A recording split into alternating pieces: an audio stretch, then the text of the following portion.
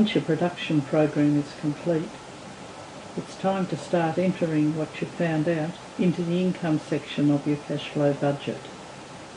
Go back to the income tab and just simply start entering what you've found out.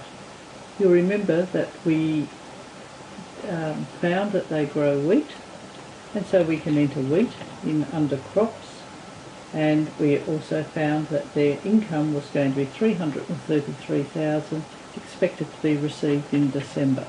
Not sure how realistic that will be, but that's for the purposes of our budget demonstration. They also had some wheat on hand that they intended to sell in May, and they were going to get $15,000 from that, so we'll include the $15,000 in there. You'll notice as soon as we click away from the cell that our total column is automatically adding those two figures we've entered together. The other type of income that we looked at was with sheep, and it's up to us what we put in here as to what categories we want.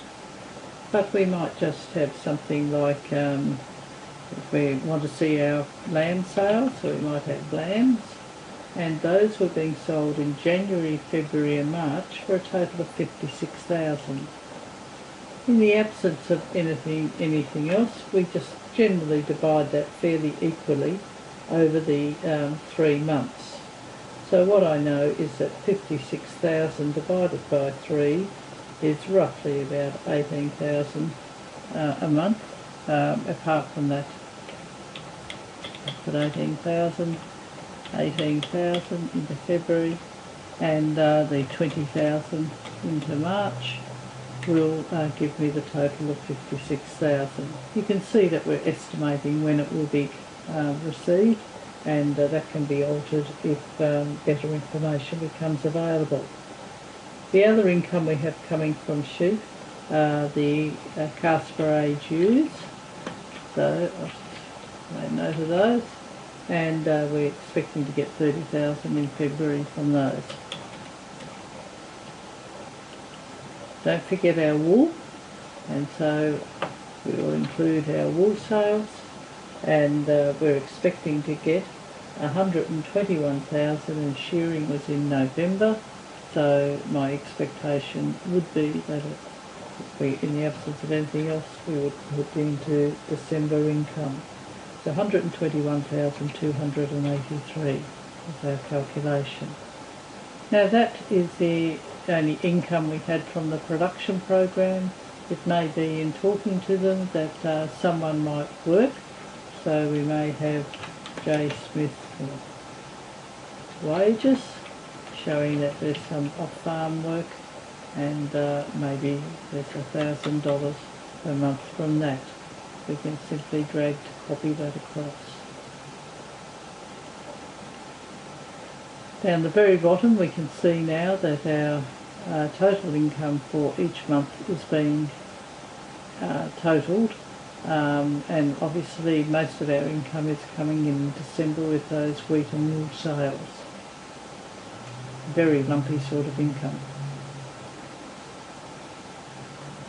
The other side of the budget that you'll need to complete is the cash flow expenditure, and this is already been, some headings have been put in to give you an idea of the type of things that might be included under each heading.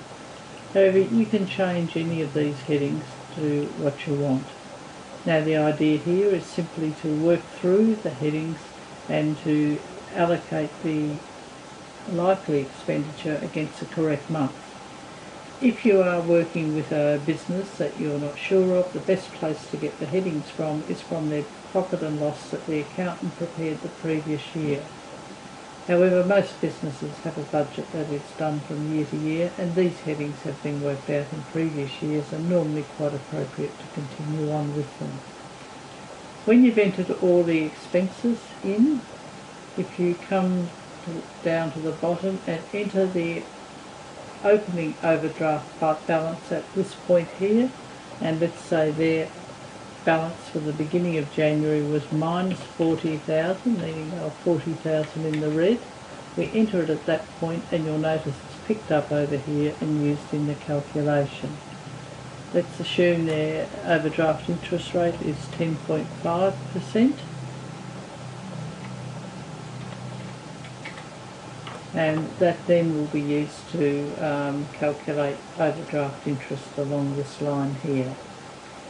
When the expenses are complete, you'll be able to read off the overdraft peak, what is the largest negative figure along this bottom line here, and the overdraft limit will be a figure that they have given you as part of their bank agreement.